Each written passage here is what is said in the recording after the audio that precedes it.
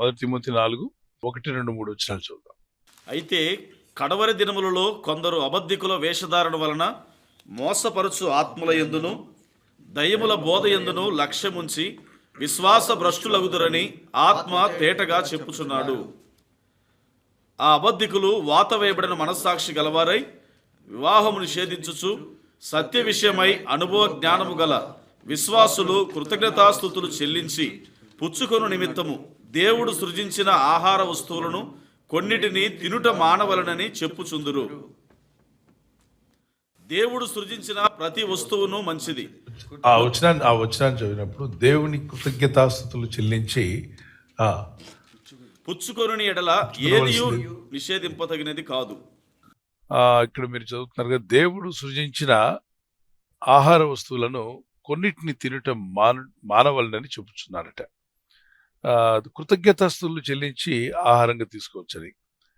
అలాగనే దేవుని లేఖనాలు మనం చదువుతుండగా మీరు 9వ అధ్యాయం ఆదికాండంలో కూడా మీకు కనిపిస్తుంది. నోవా ఆ ఓడ దిగిన తర్వాత దేవుడైన ప్రభు నోవాతో చెప్పిన మాట కూడా ఇక్కడ వర్తిస్తుంది. ఎందుకంటే ఒక సృష్టి పూర్తిగా జలప్రళయంతో నాశనం అయిన తర్వాత దేవుడైన ప్రభు మరలా వారికి ఇచ్చిన ఆజ్ఞల్లో ఏదైనా తీసుకోవచ్చు మీరు, అయితే దేవుని కృతజ్ఞతాస్తుతులు చెల్లిస్తూ తీసుకోమన్నాడు.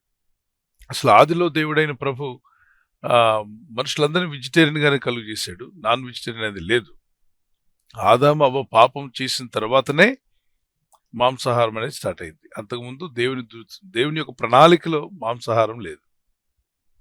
ఎప్పుడు స్టార్ట్ అయిందంటే మనుషుడు పాపం చేసిన తర్వాత గొర్రె బలి ఇవ్వడం, ఆ తర్వాత ఆ గొర్రె చర్మపు చొక్కాయల వరకు తొడిగించడం, ఆ తర్వాత నుండే ఈ మాంసాహారం అనేది స్టార్ట్ అయింది. చూద్దాం, ఈ వచనాన్ని కూడా చదవండి. ప్రాణం గల సమస్త చరములు మీకు ఆహారమగును. చదవండి 9వ అధ్యాయం 3వ వచనం. అంటే వృక్షాలను పుట్టించిన దేవుడే, ప్రకృతిని పుట్టించిన దేవుడే ప్రకృతిలో భాగంగానే జంతువులను కూడా కలుగు చేశాడు. చదువుదామా. ప్రాణము గల సమస్త చరములు మీకు ఆహారమగును. పచ్చని కూర మొక్కలనిచ్చినట్లు వాటిని మీకు ఇచ్చి ఉన్నాను. అయినను మాంసమును దాని రక్తముతో మీరు తినకూడదు. రక్తమే దాని ప్రాణము. రక్తము తినొద్దన్నాడు. రక్తం తింటే ఖచ్చితంగా ఆ వ్యక్తి పాపం చేసిన వాడు అవుతాడు. ఎందుకంటే రక్తంలో దాని ప్రాణం ఉంటుంది కాబట్టి రక్తాన్ని ఒలికించమంటాడు, భూమిలోకి పోయేలా చూడమన్నాడు. రక్తం పోయిన తర్వాత దాని మాంసం చదవండి, కంటిన్యూ చేయి. మరియు మీకు ప్రాణమైన మీ రక్తమును గూర్చి విచారణ చేయుదును. దాని గూర్చి ప్రతి జంతువును నరులను విచారణ చేయుదును. ప్రతి నరుని ప్రాణమును గూర్చి వాని సహోదరుని విచారణ చేయుదును. సో ఇక్కడ రక్తము అనే దాని జోలికి వెళ్ళొద్దన్నాడు. రక్తమును తీసుకోవద్దు, గొంతు పిసికి చంపిన దాన్ని తినకూడదని అపోస్తల కార్యం 15వ అధ్యాయం 19వ వచనంలో, అపోస్తల కార్యం 15వ అధ్యాయం 28-29 వచనాల్లో, అలాగే లేఖనాల్లో మనం చదువుతున్నప్పుడు మనకు కనిపిస్తుంది. అయితే ఒకడు మాంసాహారం తీసుకున్నాడు కాబట్టి మనం ద్వేషించడానికి లేదు, మరొక వ్యక్తి వెజిటేరియన్గా ఉన్నాడు కాబట్టి ద్వేషించడానికి లేదు.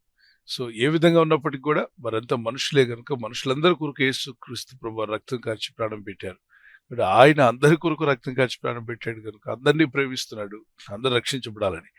ఆ ఉద్దేశంతో దేవుని యందు విశ్వాసం ఉంచిన మనం ప్రార్థించాలి, వారందరితో కూడా సమాధానంగా ఉండాలి, అందరినీ రక్షణలోకి నడిపించాలి, క్రీస్తునందున్న వారుగా ఉండాలి. మీరు చదివినట్టుగా 10వ అధ్యాయంలో కనిపిస్తుంది కదా, కొర్నేలి ఒక ప్రార్థన చేస్తున్న సమయంలో మరి పేతురు గారు ప్రార్థన చేయడానికి ఆయన ఆకలిగా ఉన్నప్పుడు పైకి వెళ్తాడు, మేడగది మీద ప్రార్థన చేస్తున్నాడు. 4 చెంగులు కలిగినటువంటి ఒక దుప్పటి పైన రావడం, దానిలో అన్ని చతుష్పాద జంతువులు, సకల పురుగులు అన్నీ కూడా కనిపిస్తాయి. అవన్నీ కూడా ఇజ్రాయేలీలు అసలు తీసుకోరు, వాటిని ముట్టరు. కానీ ప్రభు అయిన దేవుడు అంటాడు, తీసుకోవాలి, నువ్వు తినమంటాడు. అంటే తినమంటే దాన్ని భౌతికంగా తినమని దాని అర్థం కాదు. ఇలా తినే వాళ్ళందరికీ సువార్త అందాలి. ఇప్పుడు చైనీయులు ఉన్నారు, వాళ్ళ చీమలు మొదలుకొని సకల జీవులు తింటారు, దేన్ని వదిలిపెట్టరు. కప్పని, నక్కని, అసలు వాళ్ళకి పక్షపాతం లేకుండా అన్నిటినీ తినగలిగిన వాళ్ళు వాళ్ళే. ప్రపంచంలో జంతువులన్నీ 1, 2, 3 రకాలు 4 రకాలు తింటాయి, ఇంకంతే. కానీ అన్ని రకాలు కలిసి తినేవాళ్ళు ఎవరంటే చైనీయులు. వాళ్ళకు కూడా సువార్త వెళ్ళాలంటున్నాడు దేవుడు, వాళ్ళు కూడా రక్షించబడాలి అని చెప్పాను. అయితే ఇక్కడ తినుటను బట్టి ఏమి లేదండి. మన దేవుని రాజ్యం అనగా ఆహారము పానీయము కాదు, కానీ నీతియు సమాధానం పరిశుద్ధాత్మ యందలి ఆనందమై ఉందని లేఖనాల్లో రాయబడింది. రోమపత్రిక 14-17 అది దేవుని రాజ్యం. ఇక దేవుని రాజ్యాన్ని చూసుకుని మనం ముందుకు వెళ్ళడమే. ఇప్పుడు ఒకడు మాంసాహారం తింటారు, ఒకరు తినరు. తిన్నవారు దేవుని స్తుతించండి, తినని వారు కూడా దేవుని స్తుతిస్తూ మీరు ఏం తీసుకుంటారో అది తీసుకోమంటున్నాడు అక్కడ. సో ఆహారమును బట్టి కాదంటున్నాడు, మనం అంతా ప్రభువారం అంటున్నాడు. 14:6-7 రోమపత్రికలో, అలాగే 14-17 చదువుదాం అన్నాడు. దేవుని రాజ్యము భోజనమును పానమును కాదు గాని నీతియు సమాధానమును పరిశుద్ధాత్మ యందలి ఆనందమునై ఉన్నది. దేవుని రాజ్యం అంటే నీతి, సమాధానం, పరిశుద్ధాత్మలే ఆనందం. దేవుని రాజ్యము భోజనము పానము కాదన్నాడు. 14:6-7 అదే అధ్యాయంలో చూద్దాం.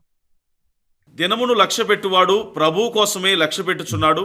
తినువాడు దేవునికి కృతజ్ఞతాస్తుతులు చెల్లించుచున్నాడు గనుక ప్రభువు కోసమే తినుచున్నాడు.